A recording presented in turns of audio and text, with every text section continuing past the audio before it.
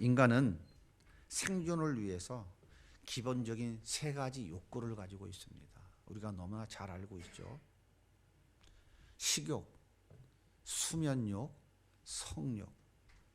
이 세 가지는 필연적, 자연적 욕구입니다. 그런데 이 생존을 위한 욕구가 해결되면 반드시 뒤따라오는 욕구가 있어요. 그것을 우리는 인정 욕구라고 합니다. 인정 욕구라는 것은 다른 사람에게 자신의 자유와 인격, 창조적 능력을 인정받고 싶어 하는 것입니다.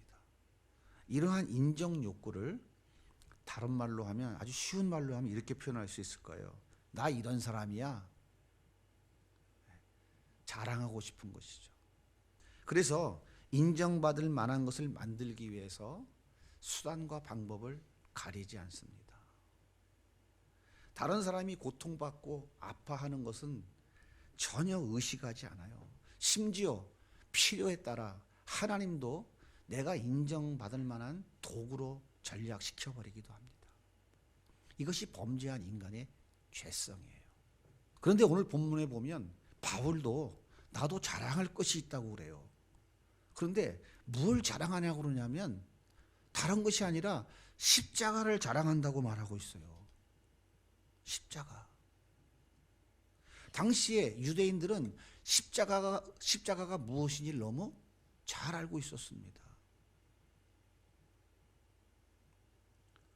유대인들이 십자가를 자랑한다는 바울의 이야기를 듣고 얼마나 기가 막혔겠어요. 참 말이 안 되는 얘기를 하고 있는 것이죠. 그렇다면 바울은 자랑할 것이 없어서 십자가를 자랑한다고 외쳤던 것일까요? 그렇지 않습니다. 바울은요, 아버지 어머니가 모두 유대인입니다. 그리고 태어난 지 8일 만에 할례를 받은 정통파 히브리인 유대인이에요. 그러니까 유대인들은 모계 사회이기 때문에 어머니가 유대인이고 아버지가 이방인이라도 유대인으로 인정해 줍니다. 그런데 아버지, 어머니 두 분 다 유대인인 경우는 그렇게 흔하지 않거든요. 그래서 바울은 정통파 히브리인이라고 대단한 자랑거리를 가지고 있는 사람이었어요. 뿐만 아니라 바울은요, 당대 최고 학자였던 가말리엘 문화의 수제자였습니다. 그리고 이스라엘의 입법, 사법, 행정 3권을 주무르고 있는 산헤드린 공의회 70명 의원 중에 한 명이었습니다. 예수 믿는 자를 잡아 죽이는 것을 영광으로 생각하는 철저한 유대교 신봉자였어요. 그는 바리새파 사람으로서 율법에 전혀 흠이 없는 사람이라고 인정하는 그런 사람이었어요. 가문과 학문과 명예와 권세와 종교적 열심까지 감히 누가 도전할 수 없을 정도로 탁월한 사람이었습니다. 바울은 세상 사람들이 부러워할 만한 자랑거리가 차고 넘치는 사람이었어요. 그런데 바울은 이 자랑거리를 배설물이라고 던져버렸어요. 빌립보 3장 7절에 성경은 이렇게 기록합니다. 같이 읽을게요. 그러나 무엇이든지 내게 유익한 것을 내가 그리스도 다 해로 여길 뿐더라. 또한 모든 것을 해로 여김은 내 주 그리스도 예수라 하는 지식이 가장 고상하기 때문이라. 내가 그를 위하여 모든 것을 잃어버리고 배설물로 여김은 그리스도를 얻고. 바울은 이렇게 모든 사람들이 칭찬해주고 인정해줄 수 있는 그 자랑거리들이 다 배설물이라고 던져버렸어요. 뿐만 아니라 다메섹 도상에서 예수님을 만난 이후에 바울은 소아시아와 유럽을 다니면서 수많은 사람들에게 복음을 전하고 정말 많은 곳에 교회를 세웠습니다. 뿐만 아니라 신약성경 13권을 기록했어요. 거기서 끝이 아닙니다. 그 예수를 전하려다가 유대인들에게 40에 감하는 매를 3번 맞았어요. 율법에는 곤장을 치는데 40대가 넘어가면 안 됩니다. 그래서 유대인들이 혹시라도 때리다가 한 대 더 넘어가면 어떡하나 싶어서 39대만 때렸다는 거예요. 그래서 40에 하나 감하는 배, 이 곤장을 3번이나 맞았다는 거예요. 뭐 하다가?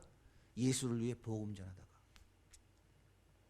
그 다음에 태장을 3번 맞고 돌로 맞아 죽었다가 살아나기도 하고, 배가 파손되어 죽을 위기를 3번 넘기고, 강의 위험, 강도 위험, 동족, 이방, 시내, 광야, 바다의 위험, 거짓 형제들의 위험, 춥고 배고프고 헐벗고 목마르고 자지 못하고, 심지어는 살 소망까지 끊을 정도의 극심한 고난을 당했어요. 이 정도면 하나님 나 잘했죠? 자랑할 만하지 않습니까? 하나님께 인정받고 예수 믿는 사람들에게도 인정받을 만하지 않습니까? 그런데 바울은 이렇게 외쳐요. 내가 예수 믿고 난 다음에 주님을 위해 당한 수많은 고난과 고통 역시 내 자랑거리가 아닙니다. 오직 내가 자랑할 수 있는 것은 십자가밖에는 없습니다. 그래서 갈라디아서 6장 14절 오늘 이렇게 말씀하세요. 그러나 내게는 우리 주 예수 그리스도의 십자가 외에 결코 자랑할 것이 없으니, 세상적인 그 수많은 자랑거리, 내가 예수 믿고 주를 위해서 그렇게 많은 고난과 역경을 당하며 복음을 전하고 교회를 세우고 수많은 사람에게 복음을 전했던 이 모든 것들은 나의 자랑거리가 아닙니다. 그건 내가 자랑할 게 안 됩니다. 오직 나는 십자가만 자랑합니다. 그렇다면 바울이 그토록 이 자랑하고 싶어하는 십자가가 뭐예요 도대체? 이 십자가가, 십자가는 로마 제국의 반역한 반역 죄인들을 죽이는 무서운 사형틀입니다. 십자가는 인류 역사상 가장 잔인하고 고통스럽게 사람을 죽이는 도구였습니다. 십자가에 달리면 양발과 양손에 난 구멍으로 몸 안에 물이 서서히 빠져나갑니다. 아무리 약한 사람도 3일은 매달려 있어야 죽고, 보통 건강한 사람은 15일 매달려 있다가 죽는다고 하는 것이에요. 바늘에 찔리기만 해도 아프고 난리를 치는데 손과 발에 박힌 못에 온몸에 체중을 싣고 있으니 그 고통이 얼마나 처절했을까요? 그런데 더 끔찍한 것은 죽음의 공포입니다. 그래서 흉악한 범죄자라도 교수형이나 단두대에서 한순간에, 가장 짧은 순간에 목숨을 빼앗는 것이에요. 그런데 십자가는 자신이 죽어가는 것을 처참하게 느끼면서 죽어야 하니까 그 죽음의 공포는 상상을 초월하는 겁니다. 이것이 십자가예요. 그런데 어째서 이 십자가밖에는 자랑할 것이 없다고 외치고 있단 말입니까? 여러분은 어떻게 생각하십니까? 십자가 외에는 자랑할 것이 없다고 외치는 이 바울의 외침에 여러분은 동의하십니까? 여러분도 동의하십니까? 아니면 무슨 헛소리를 그렇게 심하게 하느냐고 따지고 싶으십니까? 예수 믿고 구원받았으니까 천국 가는 티켓은 따 놓았지 않습니까? 그러면 이 땅에서 살아가는 날 동안 하나님께 받은 축복을 좀 자랑하며 살아야 되는 거 아닙니까? 하나님이 이렇게 물질을 주셔서 나는 이렇게 잘 먹고 잘 살고 살아갑니다. 자랑하며 살아야 되지 않겠어요? 나는 불치의 병을 고쳐서 이렇게 하나님을 위해서 헌신하며 살아가고 있습니다. 여러분도 저같이 기도 많이 해서 하나님의 기적을 좀 체험하세요. 이렇게 하나님 주신 은혜를 자랑하며 살아야 되는 건 아닙니까? 어째서 끔찍한 십자가만 자랑하며 살라고 하십니까?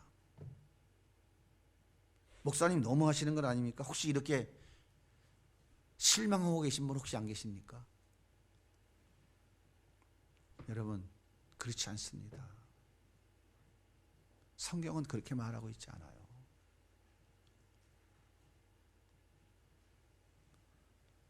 십자가를 자랑할 수 없다면 가장 불행한 사람이라고 성경은 말하고 있어요. 성경 어디에? 예수 믿고 구원받아 천국 가는 티켓 확보했으니까 이 세상에서는 이제 하나님의 축복받으며 떵떵거리며 큰소리치며 자랑하며 살아라고 성경 어디에 기록되어 있습니까?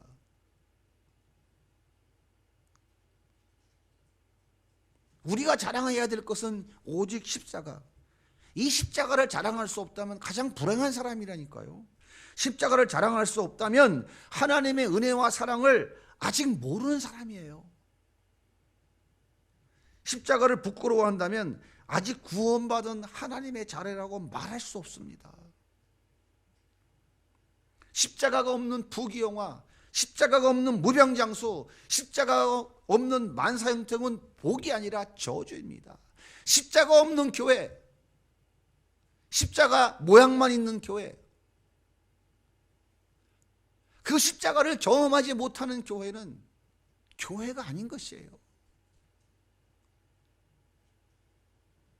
그러므로 십자가는 우리 그리스도인들에게 가장 소중한 것이어야 됩니다. 그렇다면 바울이 세상 자랑거리를 다 똥이라고 던져버리고 내가 자랑할 것은 십자가밖에 없다고 외치는 이유는 도대체 뭘까요? 도대체 십자가의 진정한 의미가 뭐길래 그렇게 십자가만 자랑하겠다고 할까요? 여러분, 도둑질하다가 잡히면 감옥에 가서 징역을 살면 죗값을 치를 수 있습니다. 그런데 하나님께 지은 죗값을 치르는 방법은 징역이 아니라 죽는 거예요. 로마서 6장 23절에 보면 죄의 싹은 사망이라 성경은 분명히 선언하고 있어요. 이 사망이라는 것은 단순히 육체의 죽음을 말하는 것이 아닙니다. 영원한 지옥 형벌을 말하는 거예요. 하나님의 무서운 저주를 받는 것이 사망인 것이에요. 그러면 도대체 내가 무슨 하나님께 죄를 졌다는 겁니까? 내가 사람을 죽였어요? 도둑질을 했어요? 이런 윤리 도덕적 죄를 말하는 게 아니에요. 하나님이 창조주시며 그분이 만왕의 왕이신 것을 믿지 않는 것, 그것이 죄예요. 예수 그리스도만이 나의 모든 죄를 용서해 주실 수 있는 분임을 믿지 않는 것, 이것이 죄입니다. 그래서 요한복음 16장 9절에는 이렇게 말하는 거예요. 죄에 대하여라 함은 그들이 나를 믿지 아니하며. 하나님을 믿지 않는 게 죄라고요. 그 죄값은 사망이라고요. 영원한 지옥 형벌이라고요.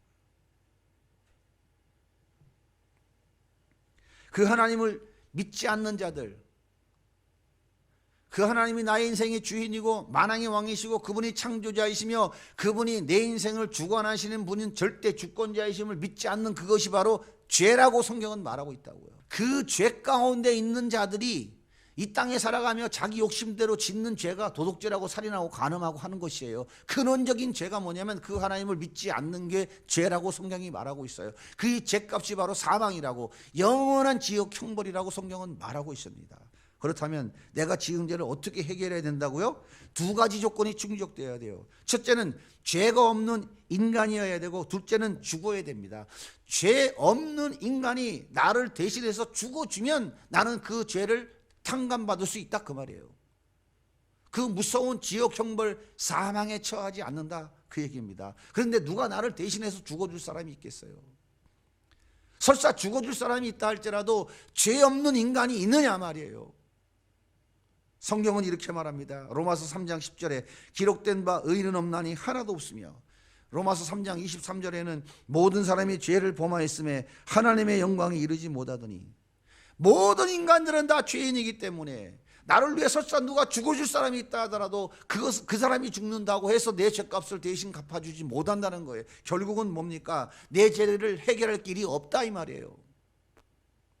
모든 인간은 하나님의 무서운 심판으로 영원한 죽음, 영원한 지옥 형벌을 면할 길이 없게 된 것입니다. 그래서 하나님이신 예수님께서 인간의 몸을 입고 이 땅에 오셔서 죄 없는 인간이어야 한다는 첫 번째 조건을 충족시켜 주신 거예요. 그리고 십자가의 죽으심으로 두 번째 조건을 충족시켜 주신 것입니다. 그래서 예수 그리스도께서 처참하게 죽으신 그 십자가는 죄인을 살리는 통로가 된 것이에요. 영원한 지옥의 형벌에 처한 죄인들을 건져낼 수 있는 가장 아름다운 도구가 된 것입니다. 이것이 십자가예요. 그러므로 이 십자가를 경험한 사람은 이 십자가보다 더 좋은 곳이 있을 수가 없는 거예요.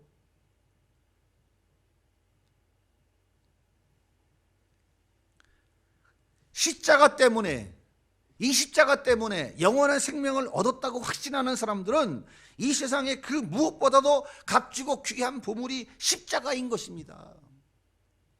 천하를 다 얻고도 생명을 잃으면 무슨 소용이 있냐고 예수님이 말씀하셨잖아요. 그래서 이 세상을 다 준다 해도 이 십자가를 결코 버릴 수 없는 것입니다. 세상의 부귀영화, 명예권세, 만사형통을 다 잃어버린다고 할지라도, 내가 쌓아둔 돈과 건강과 체면과 자존심이 다 무너져 내린다 할지라도 결코 이 십자가를 놓칠 수 없는 것입니다. 이 십자가를 통해서 내가 영원한 생명을 얻었다고 확신하는 사람들은 어떠한 것들이 다 날아간다 할지라도, 롯과 같이, 욥과 같이 하루아침에 수많은 재산이 다 날아가 버리고 10자식이 한순간 다 죽어버리고 온몸에 악창이 나서 견딜 수 없어서 기왓장을 떼서 벅벅 긁는 그 자리에 있다 할지라도 이 십자가의 그 은혜와 사랑을 아는 사람들은 결코 그 하나님을 원망할 수 없다 이 말이에요.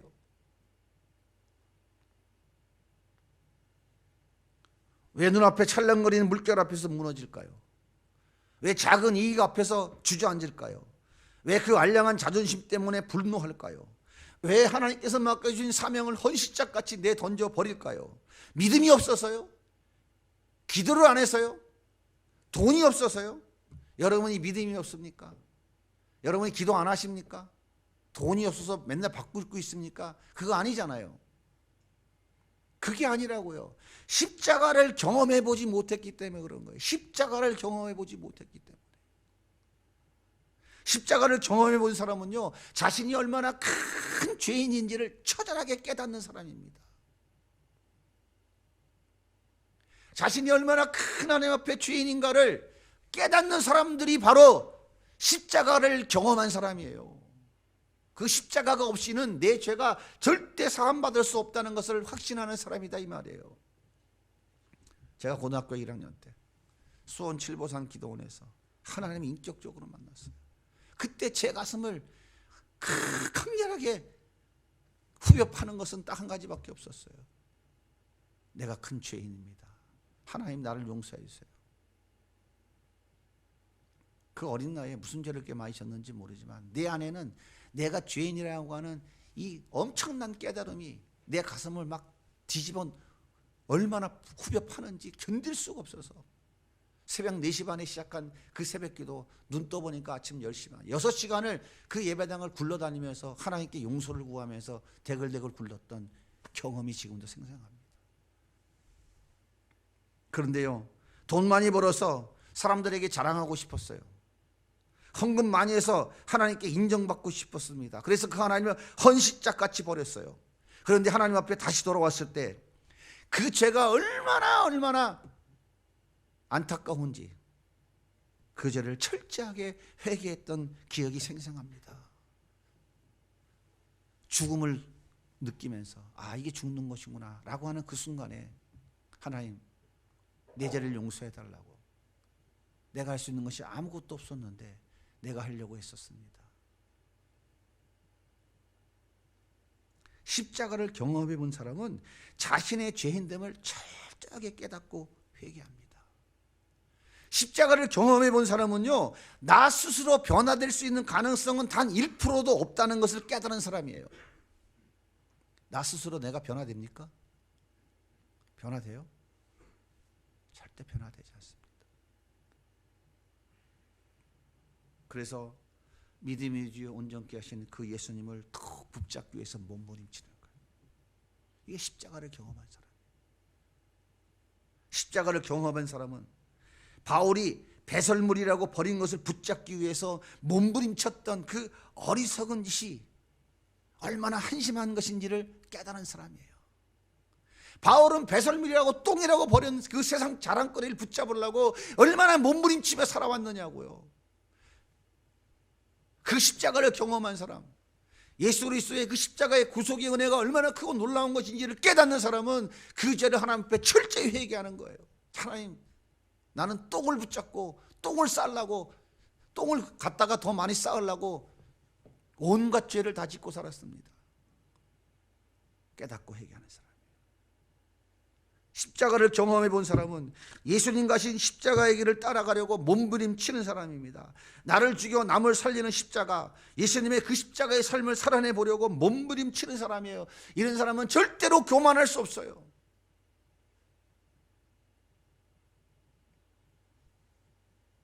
더욱 낮아지고 또 낮아지려고 몸부림칩니다. 여러분, 교만이 제가 뭐라 그랬죠? 100억 1000억 가진 사람이 수십억 수백억짜리 집을 살고 대한민국 전 세계 최고 좋은 차를 타고 다니는데 그걸 교만이라고 합니까? 자기 수준에 맞게 사는 거예요. 그렇다면 우리 그리스도인들의 교만은 뭘 얘기하는 거예요? 진짜 십자가를 경험한 사람, 진짜 그리스도의 그 십자가의 구속의 은혜를 깨달아서 나 같은 죄인이 어떻게 죄를 용서받고 하나님의 자녀가 됐는가 하는 걸 깨달은 사람들은 나의 생명까지도 한다. 누구 거예요? 하나님 거라고 고백하잖아요. 나에게 있는 모든 것이 다 하나님 것이라고 인정하는 사람이 그 십자가를 경험한 사람 아닙니까? 그러면 나한테 100억이 있든 1000억이 있든 10원이 있든 10,000원이 있든 그 누구 거예요? 내 겁니까? 하나님 거죠. 근데 왜 내 거라고 큰 소리 쳐요? 왜 나를 안 알아주냐고 큰 소리 치냐고. 이게 교만인 거예요. 하나님 건데 왜 내 거라고 큰 소리 치냐고요. 다 내가 가진 것이라고. 그래서 진짜 이 십자가를 경험한 사람은 낮아지고 더 낮아지고 더 낮아지려고 애를 쓰는 거예요. 바울 보세요. 이 십자가를 경험한 바울 보세요. 고린도전서 15장 9절입니다. 같이 한번 읽어볼게요. 나는 사도 중에 가장 작은 자라. 나는 하나님의 교회를 박해하였으므로 사도라 칭함받기를 감당하지 못할 자니라. 신약성경 13권을 기록한 바울이 작은 자입니까? 예수님 다시 오실 때까지 이런 사람이 있을 것 같아요? 저는 절대 나타나지 않는다고 확신합니다. 왜 그런지 아세요? 성경이 기록이 완성됐기 때문에. 정말 위대한 사도입니다.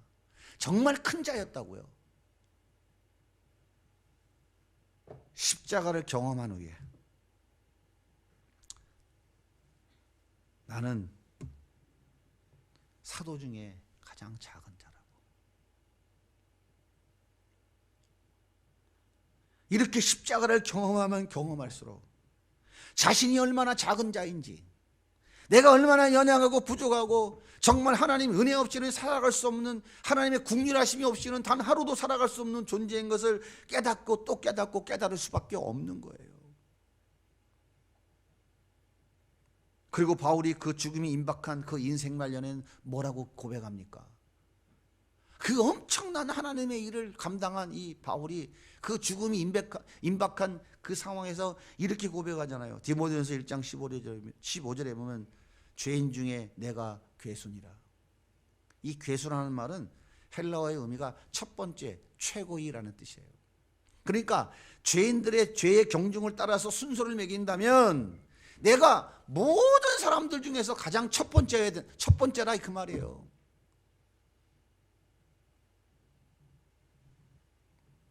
바울은 자신이 어떤 존재인지를 깨달은 거예요. 이렇게 십자가의 은혜를 경험하면 경험할수록 자신의 죄인됨을 더욱 커져가는 거예요.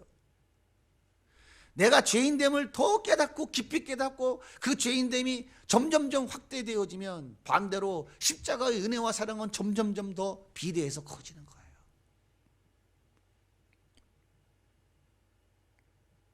한 해가 저물어가고 있습니다.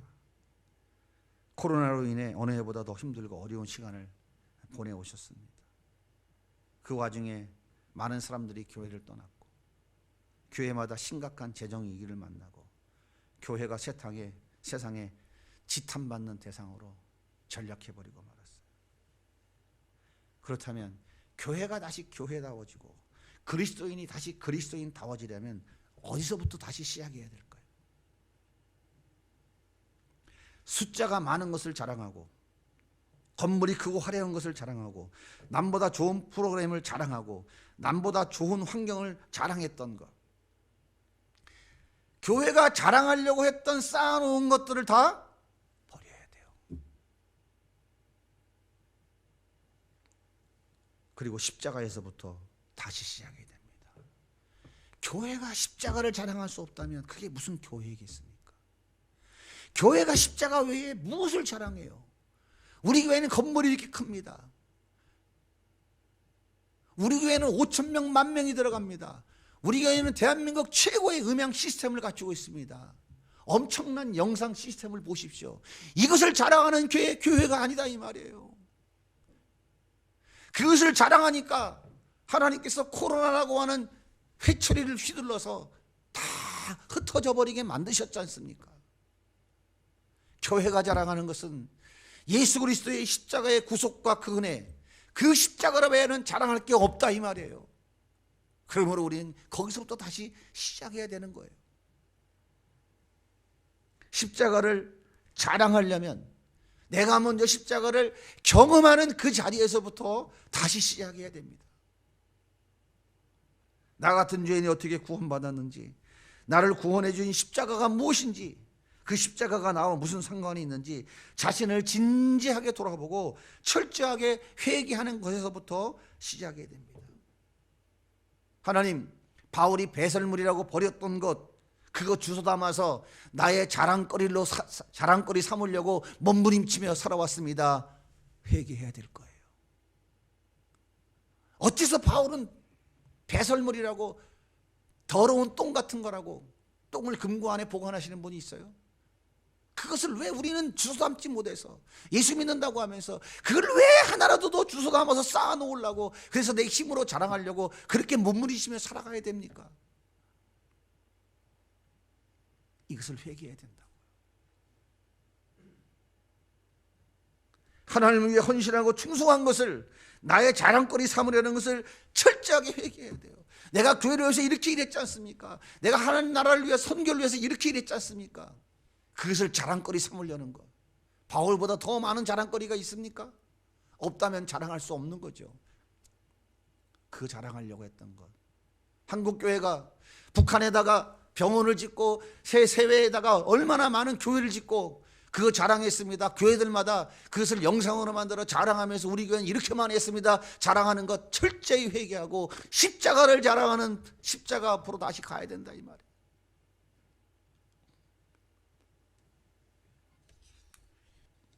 사람들에게 인정받기 위해서 하나님을 도구로 전략시켜버린 것을 철저하게 회개해야 된다 이 말이에요. 그리고 다시 십자가를 붙잡아야 돼요. 나를 지옥에서 건져주시고 영원한 생명 주신 십자가를 다시 회복해야 됩니다. 그 십자가 붙잡고 다시 일어나 십자가만 자랑하는 삶을 다시금 시작해야 되는 것이에요. 여기서부터 우리는 다시 시작해야 됩니다. 여기서부터, 십자가에서부터. 여기가 원점이에요. 이것이 진정한 부흥의 시작이며 하나님의 영광을 드러낼 수 있는 유일한 길입니다. 올해는 교회 설립 7주년을 맞이하는 해입니다. 힘들고 어려운 상황 속에서도 다음 세대를 섬기는 일을 위해 수고를 많이 하셨습니다. 서로 사랑하며 섬기는 일을 위해 수고 많이 하셨어요. 특별히 코로나 속에서도 전에 하던 대로 열심을 다해 예배의 자리를 지키느라 수고 많이 하셨습니다. 우리 주님께서 착하고 충성된 종이라 칭찬해 주실 것이라고 확신합니다. 그리고 여러분의 가정과 생업에 넘치도록 은혜와 복을 주시리라 확신합니다. 그러나 우리가 먼저 해야 될 것이 있어요. 십자가 앞에 다시 서는 것입니다. 예수 그리스도의 보혈이 흘러넘치는 십자가를 경험하는 것입니다. 그 십자가의 은혜와 그 놀라운 사랑을 회복하는 것입니다. 그리고 주님 가신 그 십자가의 길을 다시 기쁨으로 따라가는 것입니다. 여기서부터 다시 시작해야 됩니다. 여기서부터 다시 시작하는 성도들에게 하나님께서 2021년도에 우리가 상상하지 못했던, 예상하지 못했던 하나님의 큰 은혜와 복을 우리 교회와 여러분 가정 위에, 여러분의 생업 위에 충만하게 부어 주실 것이라고 저는 확신합니다. 제가 이 연말을 맞이해서 쭉 기도하면서 성령께서 제 마음에 계속해서 감동해 주시는 것이 바로 그것이었어요. 넌 뭘 자랑하고 싶으냐? 넌 뭘 자랑하고 있냐? 네가 니네 교회가 뭘 좀 한다고 하는데 뭘 자랑하고 있느냐? 제가 교회를 개척하고 하나님 주신 다음 세대 살리는 사역을 위해서 준비하며 기도할 때 하나님께 주신 것은 딱 한 가지였어요. 열매를 맺으려고 하지 말아라. 하나님과의 관계를 우선해라. 제가 여러분에게 많이 말씀드렸습니다. 하나님과의 관계가 가장 중요하다. 그런데 하나님께서 다시 해주신 말씀이 십자가 앞으로 다시 돌아가라. 그 말이 그 말이에요. 십자가 앞으로 돌아가라. 십자가 앞에서 다시 시작해라. 다시 말씀드리면 하나님의 그 구원의 은혜가 우리 가운데 다시 회복되어져야 그 다음 일은 진행되어질 수 있다. 그 얘기입니다. 십자가 앞으로 다시 돌아가야 됩니다. 그래서 나를 구원하신 하나님의 그 은혜가 무엇인가를 다시 한번 회복해야 됩니다. 그 사랑을 회복해야 돼요. 그리고 거기서부터 다시 시작하는 겁니다. 하나님의 놀라운 은혜가 우리 가운데 충만하게 임할 것입니다. 그런 은혜가 우리 모든 성도들에게 충만하게 넘치기를 주님의 이름으로 간절히 축복합니다. 마지막으로 우리 성경 구절 한 절을 읽고 찬양하고 기도하도록 하겠습니다. 우리 한 목소리로 같이 읽겠습니다. 시작. 그가 모든 사람을 대신하여 죽으심은 살아있는 자들로 하여금 다시는 그들 자신을 위하여 살지 않고 오직 그들 대신하여 죽었다가 다시 살아나신 이를 위하여 살게 하려 하심이라. 십자가의 그 은혜를 기억한다면, 십자가가 무엇인지를 경험했다면 우리가 가야 될 길은 우리에게 십자가를 허락하신 그 십자가의 길을 따라가는 것이다 라고 성경은 우리에게 가르쳐주고 있습니다. 이 길을 걸어가는 자가 진정한 그리스도인이에요. 이 길 끝에는 우리 주님이 두 팔을 벌리고 기다리고 계십니다. 우리 주님께서 예비해 놓으신 새 하늘과 새 땅이 우리를 기다리고 있는 것이에요.